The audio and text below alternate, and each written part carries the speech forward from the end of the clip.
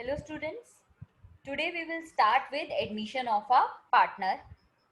Admission of a partner होता क्या है, उसमें करना क्या होता है, what will be the accounting of the admission of a partner. It is very important for us to know what is admission of a partner. उसका meaning जानना हमारे लिए important है. Admission of a partner means inclusion of a new person as a partner to an existing firm is called admission of a partner. जब आप एक already existing partnership firm में एक नए इंसान को अपने बिजनेस में लाते हो तो वो कहलाता है admission of a partner. The new partner who joins the business is called the incoming partner और अ न्यू पार्टनर. जो न्यू पर्सन आता है आपके फर्म में वो क्या कहलाता है, इनकमिंग पार्टनर और न्यू पार्टनर. अब उसके राइट्स क्या होंगे, what will be the rights of incoming partner. First होगा right to share future profits of the firm. जो भी आपके उस फ्यूचर प्रॉफिट्स होंगे after joining the new person, after joining the new partner हो, इसके बाद के जो भी आपके फ्यूचर प्रॉफिट्स होंगे उसमें उसका भी राइट होगा. Second, right to share in the assets of the firm.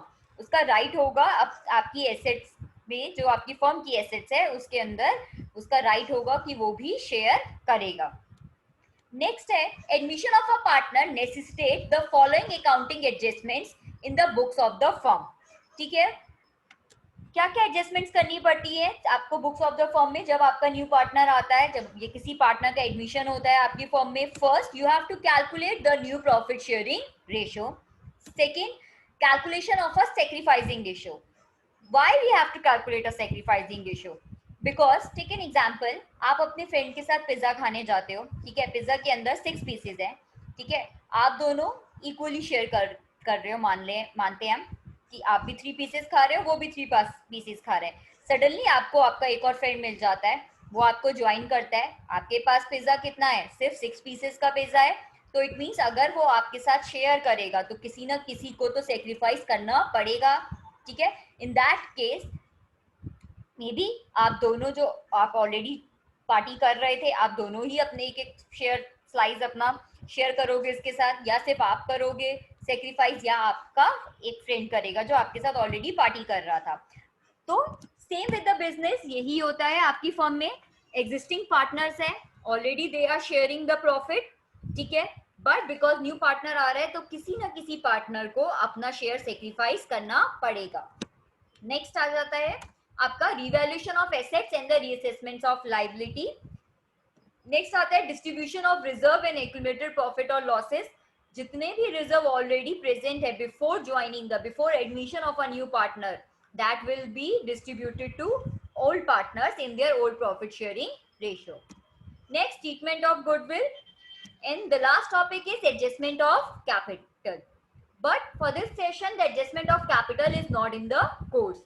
So for this session we will focus only on the calculation of new profit sharing ratio, calculation of sacrificing ratio, revaluation of assessments and reassessment of liabilities, distribution of reserve and accumulated profits or losses, and treatment of goodwill.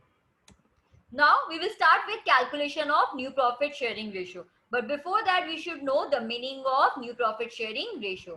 It means that it is the ratio in which all the partners including the new or incoming partner will share future profit and losses of the firm. ये वो profit sharing ratio है, ये वो ratio है जिसके अंदर पुराने partners और जो नया पार्टनर है वो फ्यूचर में प्रॉफिट्स और लॉसेस शेयर करेंगे फर्म के. न्यू पार्टनर में एक्वायर हिज और हर शेयर फ्रॉम ओल्ड पार्टनर्स. ठीक है, जो नया पार्टनर आ रहा है वो डिफरेंट वेज से पुराने पार्टनर से शेयर ले सकता है. क्या क्या सिचुएशन हो सकती है. पहला, in their old profit sharing ratio, in a particular ratio or a sacrificing ratio, or in a particular fraction from old or existing partner. Up one by one we will go through the situations. The first situation is when new or incoming partner acquire his share from old or existing partner in their old profit sharing ratio. जो आपका नया partner आ रहा है वो आपके पुराने partner से जो शेयर ले रहा है वो कौन सी रेशियो में ले रहा है, ओल्ड प्रॉफिट शेयरिंग रेशियो में. केस 1 है when profit share of a new partner is given but sacrifice made by the old partners are not given. New partner का शेयर गिवन है बट ये नहीं बता रखा है उसमें कि ओल्ड पार्टनर कितना सेक्रीफाइस कर रहे हैं, कौन कितना सेक्रीफाइस कर रखा है ये आपको नहीं पता. Let's start with the question. Anil and Vishal are partners sharing profits in the ratio of 3:2. Anil और विशाल partners हैं, वो अपना profit share करते हैं 3:2 में. They admitted Sumit as a new partner for 1/5 share in future profits of the firm. वो सुमित को as a new partner admit करते हैं कितने share के लिए? 1/5 share के लिए. Now the question is asking for us to calculate the new profit sharing ratio of Anil, Vishal and Sumit. Okay, Sumit कितने शेयर के लिए आ रहा है? 1/5 शेयर के लिए. We assume that the total share of our firm is 1. ठीक है. Now if Sumit is coming for 1/5 share and the total share of our firm is 1, तो रिमेनिंग शेयर कितने रह गए हमारे फर्म के? 1 minus 1/5 is equal to 4/5. Because total share कितना है? 1, जिसके अंदर से सुमित का शेयर बता दिया 1/5 है. ठीक है, तो बच कितना गया? 4/5. अब ये 4/5 किसका शेयर है टोटल? अगर देखेंगे तो अनिल और विशाल का. बट ये अनिल और विशाल को कितना मिलना चाहिए ये हमें नहीं पता, क्योंकि ऐसा कुछ उसने स्पेसिफाई नहीं कर रखा क्वेश्चन में. इन दैट केस अनिल और विशाल के बीच में झगड़ा होगा, तो हम क्या एक रास्ता निकालते हैं कि इनकी ओल्ड प्रॉफिट शेयरिंग रेशियो में ही डिस्ट्रीब्यूट कर देते हैं. इन that case Anil's new profit sharing ratio क्या होगी? 4/5 इंटू 3/5. मीन जो रिमेनिंग शेयर है वो हम अनिल और विशाल में 3:2 में डिस्ट्रीब्यूट कर रहे हैं. तो अनिल का ओल्ड शेयर क्या था? 3/5. तो 4/5 का 3/5 पार्ट कितना हुआ? 12/25. सेम विशाल का न्यू शेयर क्या होगा? 4/5 into 2/5 is equal to 8/25. Therefore, the new profit sharing ratio of Anil, Vishal and Sumit will be 12:8:5. अब आप पूछेंगे कि in the question it is specified that the share of the Sumit is 1/5, so it should be 1. But why we are writing 5? Because अगर हम तीनों के share देखेंगे, अनिल का शेयर कितना है? 12/25, विशाल का 8/25 और सुमित का कितना है? 1/5. इट इज नेसेसरी कि तीनों का शेयर का डिनोमिनेटर सेम होना चाहिए. तो सुमित के शेयर का हम डिनोमिनेटर जब 25 करेंगे तो डिनोमिनेटर को 5 से मल्टीप्लाई करेंगे और न्यूमिनेटर को भी 5 से. तो उसका न्यू प्रॉफिट, तो उसका शेयर क्या निकल के आएगा? 5/25. और एट द एंड अगर इसको हम सिंप्लीफाई करेंगे तो 1/5 ही रहेगा. नेक्स्ट देखिए case B. When share of new partner is given and also new profit sharing ratio of the partners is given. जब न्यू पार्टनर का शेयर आपको गिवन है, also new profit sharing ratio भी given है आपके existing partners का. ठीक है, let's see the question. A and B are partners. A और बी क्या है? पार्टनर्स हैं. They admit C for 1/4 share. वो सी को एडमिट कर रहे हैं कितने शेयर के लिए? 1/4 शेयर के लिए. In future profit sharing ratio between A and B would be 2:1. और आगे फ्यूचर में वो क्या बोल रहा है? ए और बी का प्रॉफिट शेयरिंग रेशियो क्या रहेगा? 2:1. It mean that in case new profit sharing ratio में ए का शेयर 4 होता है तो बी का कितना होगा? 2. ए का 8 होता है तो बी का कितना होगा? 4. Now we have to calculate the new profit sharing ratio. Same, let total share be 1. Share of the incoming partner 1/4, that we know, that is specified in the question. And the remaining partners कितने हो गए आपके? Remaining share कितना हो गया आपका? 1 minus 1/4, that is 3/4. Now this 3/4 belongs to A and B. ठीक है. In the previous question, it was not specified what will be the profit sharing ratio of profit sharing ratio between the existing partners. That was not specified. पुराने question में ये नहीं बता रखा था कि जो एग्जिस्टिंग पार्टनर्स हैं उनकी प्रॉफिट शेयरिंग रेशियो क्या रहेगी. बट यहाँ उसने बता रखा है कि ए और बी के बीच में फ्यूचर में प्रॉफिट शेयरिंग रेशियो क्या रहेगा? 2:1. तो इन दैट केस हम 3/4 को ए और बी में 2:1 में डिस्ट्रीब्यूट कर देंगे. ए का न्यू शेयर होगा आपका 3/4 into 2/3 is equal to 6/12. B का न्यू शेयर होगा 3/4 into 1/3 is equal to 3/12. Thus the new profit sharing ratio of A, B, C will be 6/12, 3/12, 1/4. ठीक है. एलसीएम करेंगे, सेम डिनोमिनेटर सेम करेंगे तो क्या आ जाएगा आपका? 6/12, 3/12 और 3/12. उसको और सिंप्लीफाई करेंगे तो क्या हो जाएगा? 2:1:1. Now we'll go to situation 2. When new or incoming partner acquire his share from old partners in a particular ratio. जब नया पार्टनर अपने शेयर ओल्ड पार्टनर से एक पर्टिकुलर रेशियो में लेता है. क्वेश्चन में है A and B are partner sharing profits in the ratio of 2:1. They admit C into partnership for 1/4 share. ठीक है, सी आ रहा है कितने शेयर के लिए? 1/4 शेयर के लिए. C acquired the share from old partners in the ratio of 3:2. C जो अपने शेयर है, मीन्स अपना शेयर, उसका शेयर क्या है?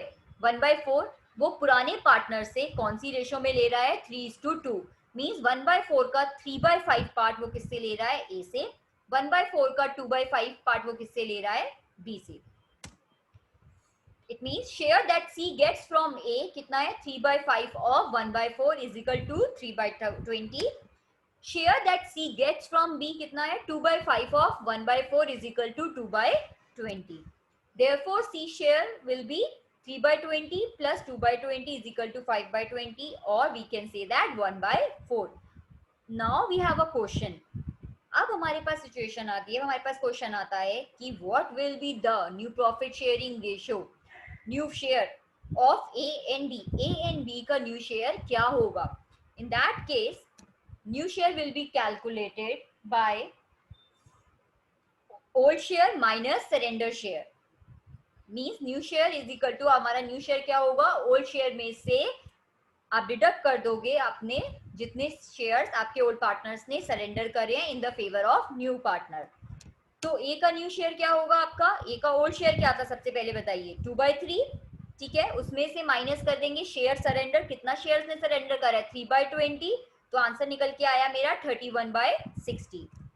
New share of B, old share क्या था मेरा? 1/3 माइनस कितना शेयर सरेंडर करा उसने इन फेवर ऑफ सी? 2/20. तो आंसर आया 14/60. In that case our new profit sharing ratio will be 31/60, 14/60, 5/20, or we can write as 31:14:15. Now the last situation is situation 3. When new or incoming partner acquire his share from old partner in a particular fraction. जब जो new partner आ रहा है वो old partner से एक particular fraction में अपने शेयर्स ले रहा है. A and B are partner sharing profits in the ratio of 3:2. A और बी पार्टनर है, अपने प्रॉफिट शेयरिंग रेशियो क्या है उनका? 3:2. A surrenders 1/5 of his share. Means A के जितने भी शेयर है उसका वो 1/5 किसको सरेंडर कर रहा है? सी को. आगे बोला है whereas B surrenders 2/5 of his share in favour of C. और बी अपने शेयर्स का कितना कर रहा है? 2/5 कर रहा है. Now calculate the new profit sharing ratio. सबसे पहले हम ये पता लगाएंगे, first we will find it out कि ए कितना सरेंडर कर रहा है.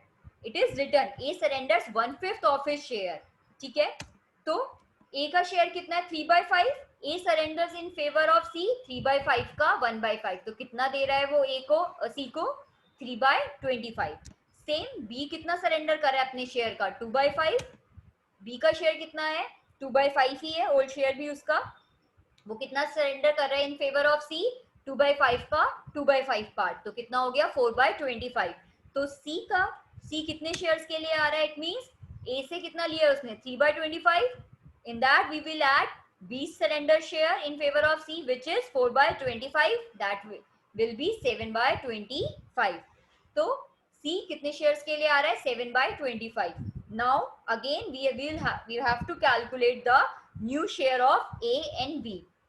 Same formula will be applied. New share is equal to old share minus share surrender. A का न्यू शेयर कितना होगा? ओल्ड शेयर कितना था? 3/5. सरेंडर कितना करा? 3/25. एंड न्यू शेयर कितना निकल के आ गया? 12/25. बी का न्यू शेयर कितना था? 2/5. सरेंडर कितना करा? 4/25. तो न्यू शेयर कितना आया उसका? 6/25. Now the new profit sharing ratio of A, B and C will be 12/25, 6/25, 7/25, or we will write it as 12:6:7.